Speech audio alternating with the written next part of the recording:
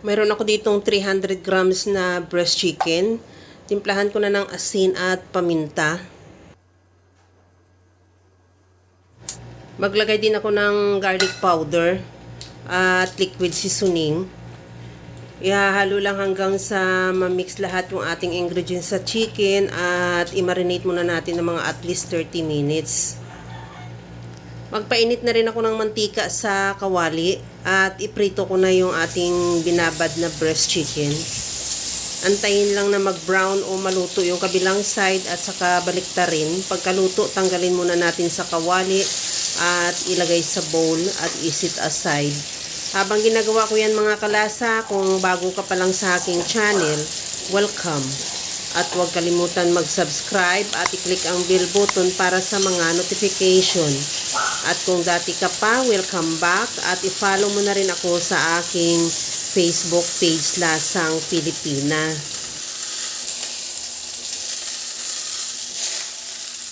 Sa disim na kawali, hindi na ako nagdagdag ng mantika. Igisa ko na rin yung bawang. Maglagay na ako ng butter, mga 2 tablespoon lang na butter. Ihalo lang hanggang sa matunaw. Maglagay na rin ako ng harina. Ihalo lang din hanggang sa maluto yung harina, hanggang sa mahalo talaga sa ating butter. At pagkatapos yan, ilagay ko na yung evaporated milk.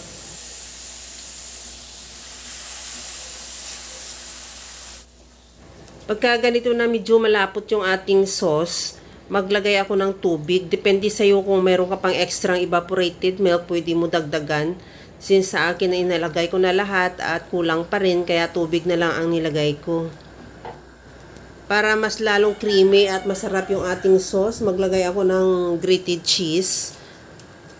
The more na maraming cheese, the more na masarap. Depende sa iyo. Kung gusto mo na mas marami, pwede mo dagdagan. Tikman ko muna kung okay na siya ang timpla natin sa ating sauce. Maglagay ako ng kunting paminta. Tikman ko ulit kung okay na talaga yung ating sauce. Hindi na natin kailangan dagdagan pa ng iba pang panimpla. At isunod ko na ilagay yung pichay. Pwede naman spinach kung may spinach kang available o kaya dahon ng sili. Sa amin kasi walang available na mga ganun. Kaya pichay na lang din ilagay ko. Pagkatapos yan, ilagay ko na ibalik yung pinirito nating breast chicken. At kunting kulo na lang yan, okay na yan, ready to serve na yung ating napakasarap na creamy breast chicken. Kaya mga kalasa, kung nagustuhan mo yung ating video, please like na lang at pakishare na rin sa inyong mga friends. At kung bago ka pa lang sa aking channel, subscribe na at i-click mo na rin ang bell button para sa mga notification. Okay na to, hanggang sa muli mga kalasa. Thank you for watching. Bye-bye!